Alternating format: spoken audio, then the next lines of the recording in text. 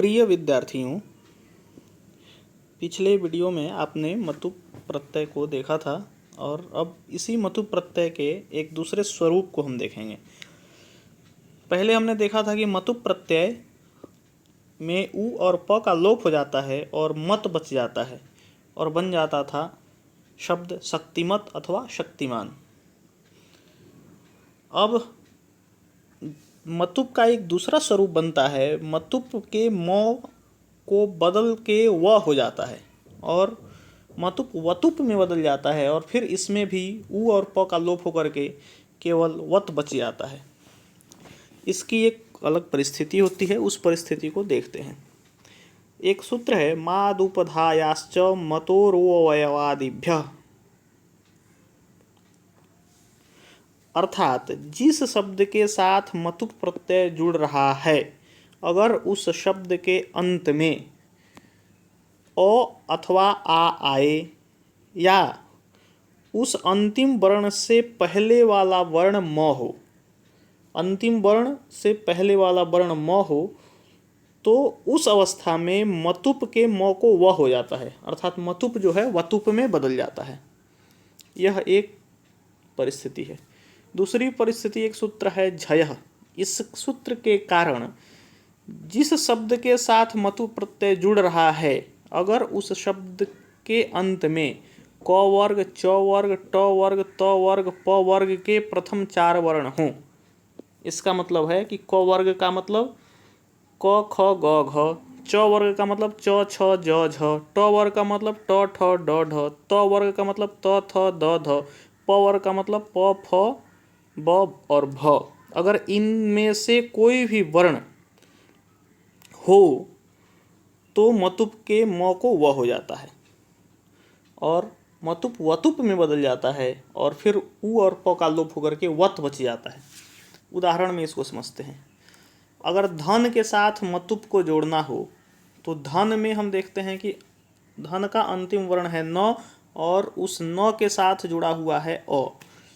तो इस परिस्थिति में अ के बाद मतुप होने के कारण मतुप के म को व हो जाएगा और जुड़ करके दोनों बन जाएगा धनवत और पुल्लिंग में शब्द बनेगा धनवान, स्त्रीलिंग में यही शब्द बनेगा धनवती।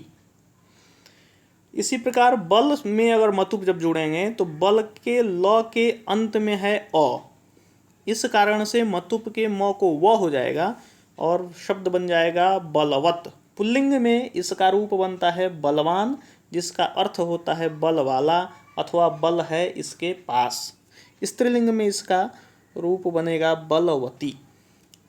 रूप के साथ जब मतुप जोड़ेंगे तो रूप के प के अंत में भी अ है, इस कारण से मतुप के म को व हो जाएगा और शब्द बन जाएगा रूपवत।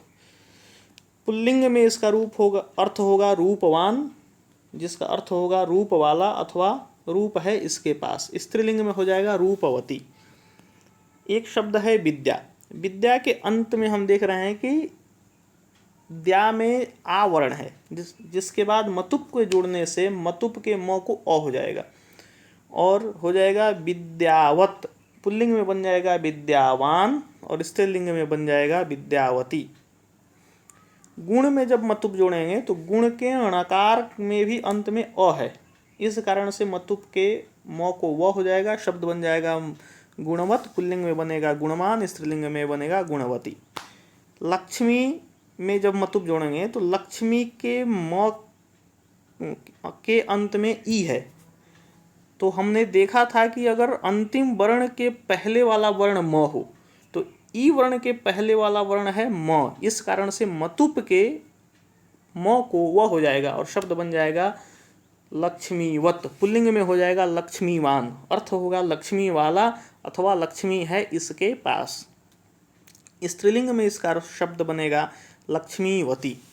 इस प्रकार से मतुप के म को व हो जाता है जब मतुप के साथ जुड़ने वाले शब्द का अंतिम वर्ण ओ अथवा आ हो अथवा उस अंतिम वर्ण से पहले वाला वर्ण म हो।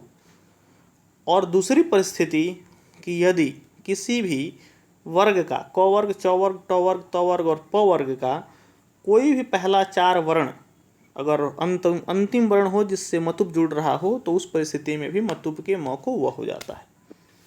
यह नियम है। अब चूंकि हमने उदाहरण भी देखा, नियम भी देखा, इसलिए एक अभ्यास करेंगे और आप लोग अपनी अभ्यास पुस्तिका में इसको लिख करके अपने अध्यापक से दिखाएंगे कि सत्यवान में मतुप प्रत्यय को अलग करके लिखना है, कलावान में मूल शब्द और मतुप को अलग करके लिखना है, गुणवती में मूल शब्द और मतुप को अलग करके लिखना है, विद्यावती में मूल शब्द और मतुप को अलग करके लिखना है, शौर्यवान में मूल शब्द और मतुप को अलग करके लिखना है। बहुत बहुत धन्यवाद।